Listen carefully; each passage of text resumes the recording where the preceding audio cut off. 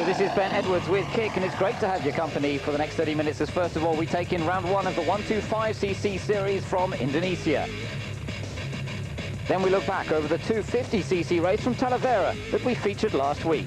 And finally we go to Belgium for the first round of the Open World Motocross Championship. So we start off in Indonesia on the Yogyakarta circuit, the first round of the 125cc World Championship.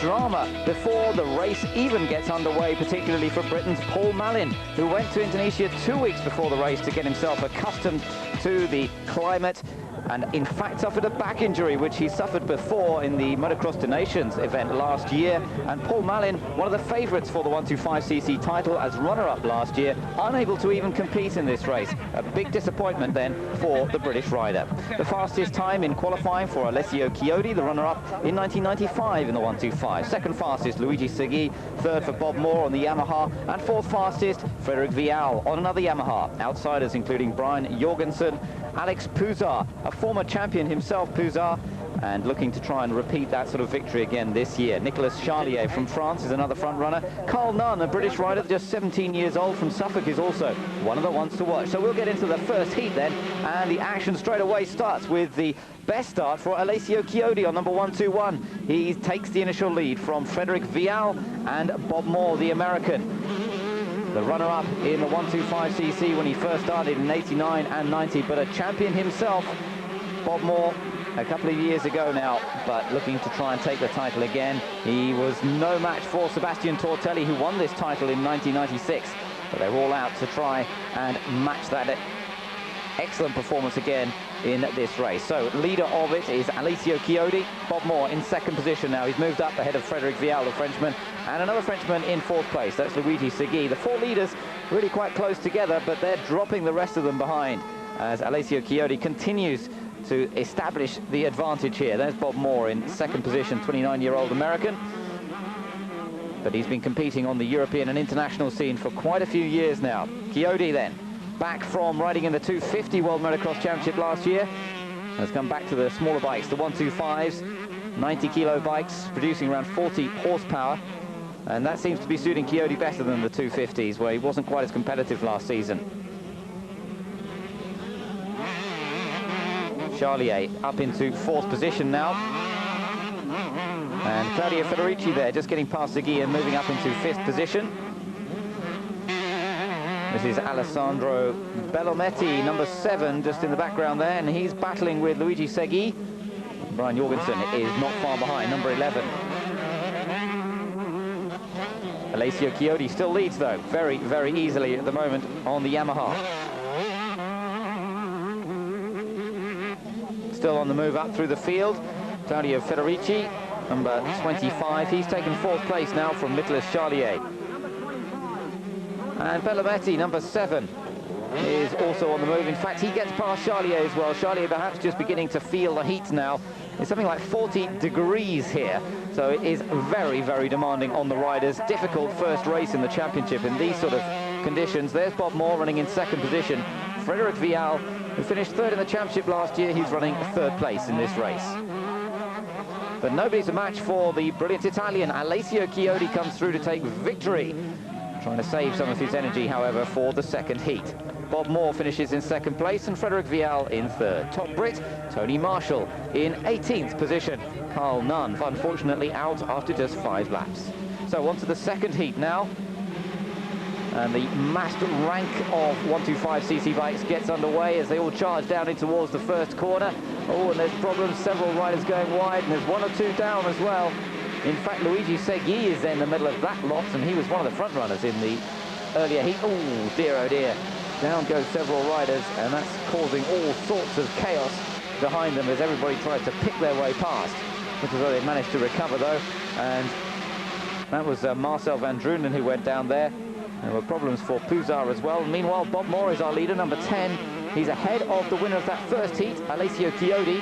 Frederic Vial is up there once again, the Frenchman. So look at this, the battle for the lead. Number 10, Bob Moore. There he is, the American, but the winner of that first heat, Chiodi's coming back at him already. Number 121. Oh, and he's looking for a way past, trying to get through on the inside. Doesn't quite make it, but now side by side, and he does get past. Just flicks it up onto the banking. Chiodi sneaks ahead of Bob Moore, and he looks so strong. Looks as though the winter training program has worked well for Chiodi. Bob Moore back to second, Frederic Vial in third, not quite able to keep up with that sort of performance. Alex Puzar, number 100 there, a former champion himself on the TM bike, and a faller there. That's sad to see. And looks as though he's basically all right. That was Claudio Federici in trouble, the man we saw doing so well earlier on in the first heat. So it doesn't look as though he's going to repeat that sort of performance again. Luigi Seghi's on a good recovery ride. And meanwhile, Bob Moore still battling hard. Alex Puzar, though, moving up there, number 100. He's getting past Frederic Vial. Or is he? Because Vial comes back at him again. Number 3, Frederic Vial, the Frenchman, just sneaks back ahead. There's our race leader, Alessio Chiodi, and he's really taken up a big advantage over Bob Moore and Frederic Vial. But Vial now putting the pressure on Bob Moore again. Still Alex Puzar in there. So these three all battling for second place. Good close competition between the three of them. Vial is now in second place. Puzar goes past Bob Moore. Bob Moore perhaps beginning to look a little bit tired now. He's dropped back to fourth position. Oh, and Andreas Kanstinger goes down in dramatic fashion, the German rider. Flailing through the air, but this is where the fatigue really is beginning to set in. Puzar's now moved up to second place, and Nicolas Charlier has come up to third. Both Vial and Bob Moore are dropping back down the order, and it really does seem as though perhaps they're paying the penalty for battling hard in the early laps as the tiredness begins to really take its toll. So Vial will end up down in 8th, but the winner of this second race, as he was in the first, Alessio Chiodi. Puzar finishes second, Colomé finishes in 3rd place, and at the end of it all, overall, Chiodi has 14 points advantage over Bob Moore, the American, in second place, and Alex Puzar just 1 further point behind in 3rd.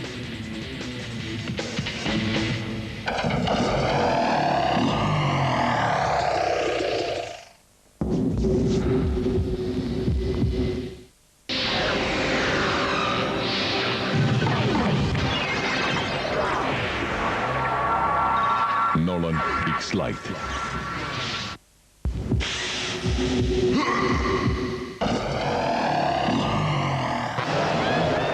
The first round of the 250 World Motocross Championship took place at Talavera in Spain. You may well have seen our coverage here on Eurosport last week.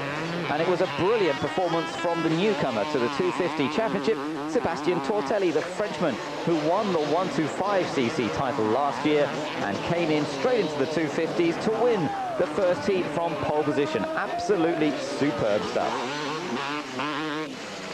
I didn't really try and manage my race, I just went for it. I didn't look behind me, I got into a good rhythm, and I wasn't really interested in what was happening behind me. Well, Tortelli seemed to pick up riding the 250 bike immediately, up against some of the top riders in the class for the last 2 years, the likes of Monique Beverts, the runner-up last year, and Stefan Everts, of course, the champion from last year. But even those two top riders were unable to stay with him in the first heat.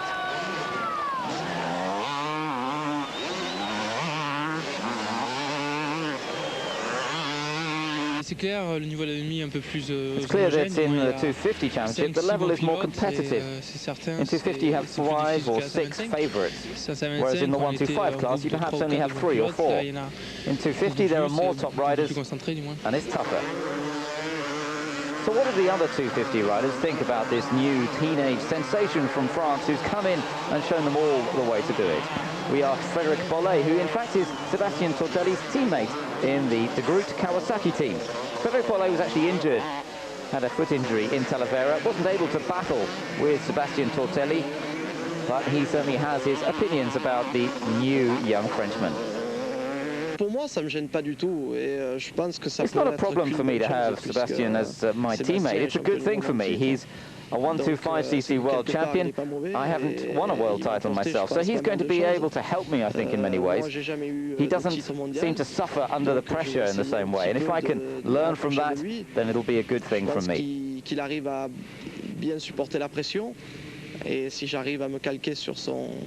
sur sa façon d'être, sa façon d'aborder les courses, ça sera bien et c'est tant mieux. Je pense que c'est une bonne chose qu'il soit dans le team. The battle between the two of them, Tortelli and Yves Demara, should be quite interesting. Tortelli is the new star of French motocross and of world motocross now, whereas Di Maria has really been the reference point in French competition over the last few years. Ça fait un adversaire de plus, c'est clair, puisqu'il est champion du monde l'année dernière. For me, Tortelli is just another serious rival because he's the world champion. This year the title will be played out between 5 or 6 riders. The French riders are good, but it's not just a French race, it's Belgian and American riders that are also very competitive. I think effectively the more consistent riders will win. De toute façon, le plus régulier et le meilleur gagnera.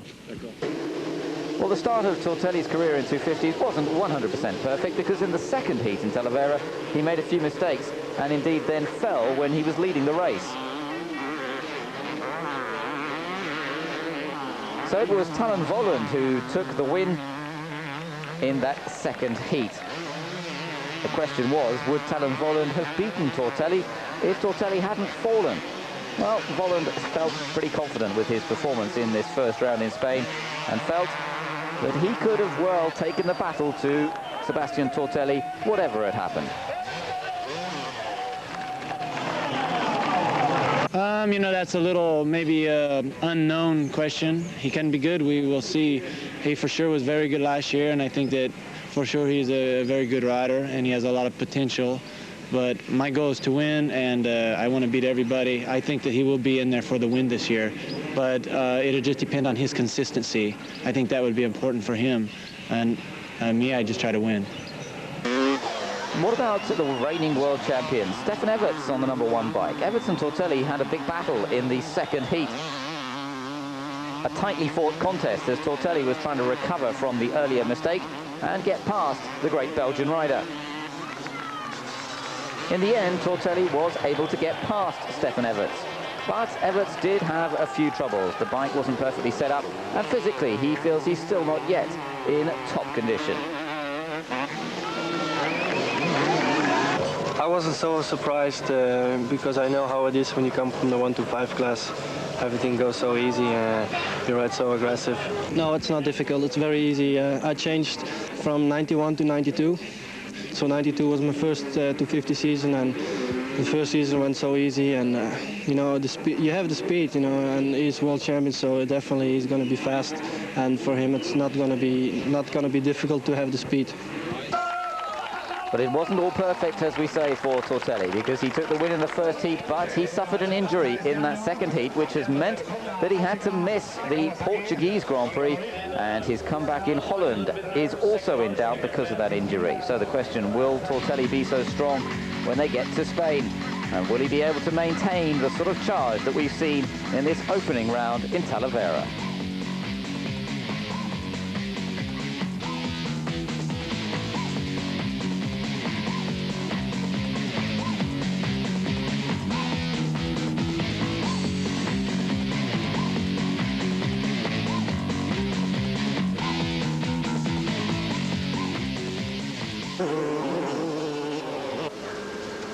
Something else has changed this year in the 250 World Motocross Championships, and that's the higher level of professionalism, particularly indicated by the number of big trucks that are now seen in the paddock.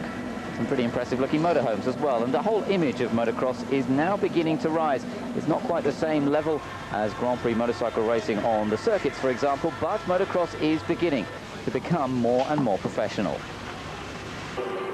Part of that comes from the American flavor in motocross. In the United States, motocross has a high image and, of course, has some great trucks, trailers and transporters, and that certainly is spreading its way now into Europe. There you go. So we have a bedroom up there. We have another double bed down there. Then we have the fridge, the microwave. We have the kitchen.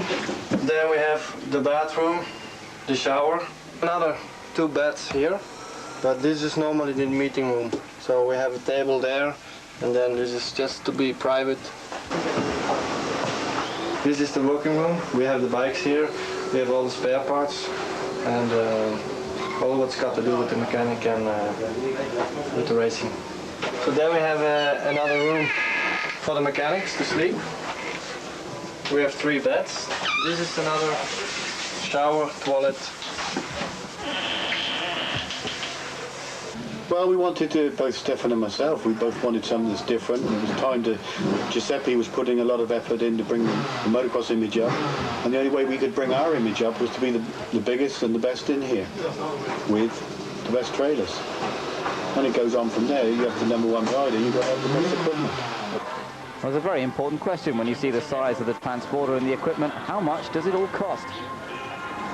A lot. Around, I can't tell you, but a lot. A lot? A lot of money, yes. Yes. Yeah, you can see it's all custom built. Everything has been custom designed and built. I bought the trailers, we bought the tractor in the front, the Volvo tractor. No, it's a lot of money. Okay. I think it's money well spent. So Dave Grant, not giving away too much in that, but of course there are not always the big trailers, the big transporters for all of the riders on the World Motocross Championship scene. There are some much smaller motorhomes for the privateers, the guys who don't ride for the full works teams. And we met up with one of those, Thierry Baptiste, the Frenchman. Alors là, en fait, moi j'ai un petit well, I use Iveco, et donc an Iveco camping van. Il y a une partie part of the van is for the bikes, and donc the c'est vrai first que c'est part, assez petit. the front of the van is obviously for living accommodation. It's pretty tight in there. We've got 3 people living inside, myself, my mechanic, and my wife. So there's not a lot of space, but there's just about enough. Qui me suit régulièrement. Thierry Baptiste works on a budget of around £20,000 throughout the course of the year, but his dream is to become one of the works riders, the likes of Stefan Everts, for example. He'd love to be in that position. C'est vrai qu'un jour, si je pouvais rentrer if dans I could one of these days ride in one of the big teams, that would be the top of my career. But right now, it's just a dream. Mais bon, il faut rêver un petit peu.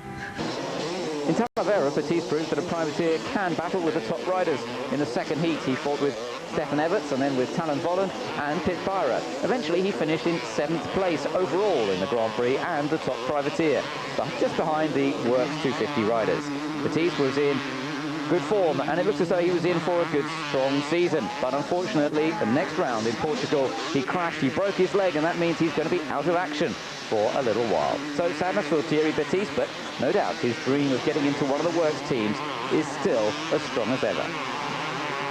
We'll be back after the break with more World Motocross action, this time from the Open Championship in Lommel in Belgium.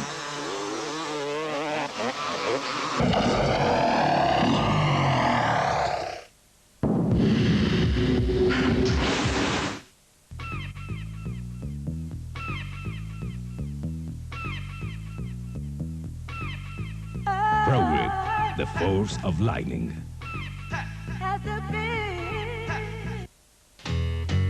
I don't mind losing money. I don't mind losing fame. You said that you would leave me.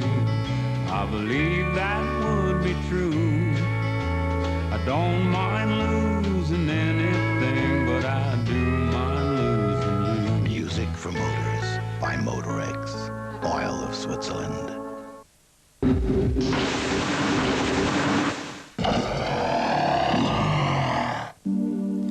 Welcome back to Kick, and we now go to round 1 of the Open World Motocross Championship from Lommel in Belgium. Slightly wetter weather than we saw in Talavera in Spain for the 250s, but a new championship about to begin, and a big battle between the favourites, the likes of Shane King, the winner of the championship last year, and returning to the 500s or the Open Championship, Britain's Kurt Nicholl, 4 times runner-up in the series, with a KTM this year and with a strong chance of taking the title.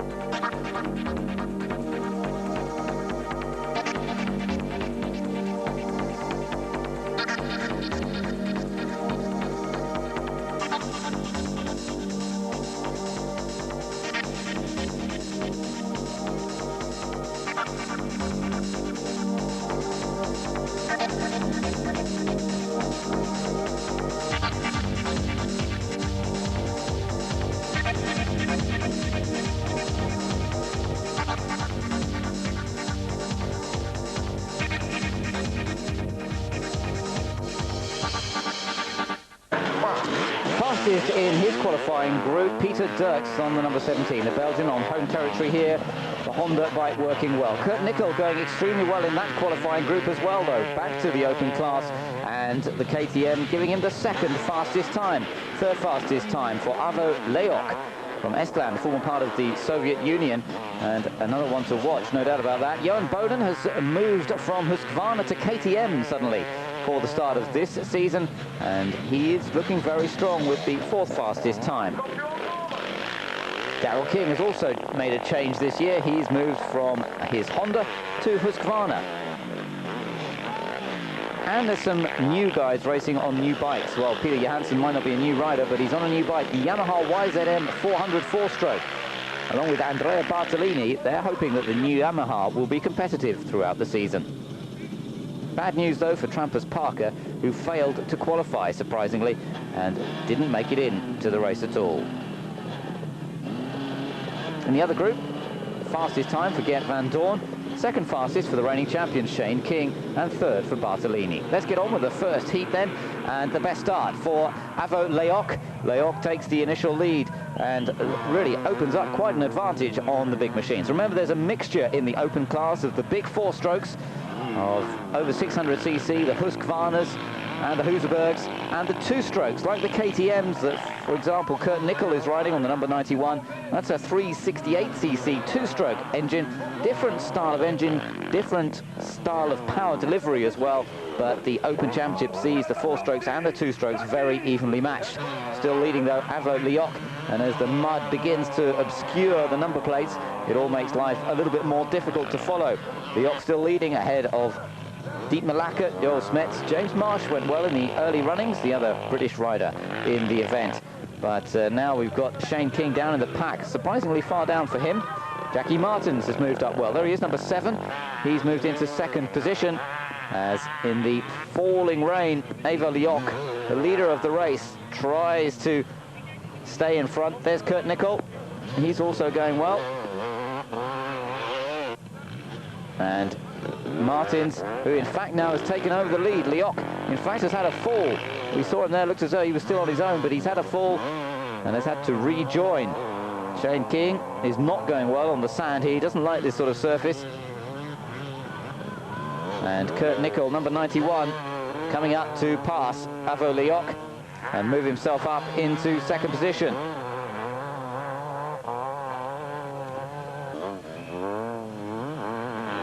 Gert van Dorn running in third place.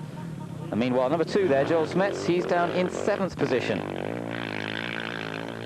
So coming towards the end of the race now, and Jackie Martins is looking good to take the victory. Meanwhile, the Yamahas of Bartolini and Johansson running 8th and 12th, but there's Martins coming through to win the race. But Kurt Nickel finishes in second position, Gert van Dorn in third.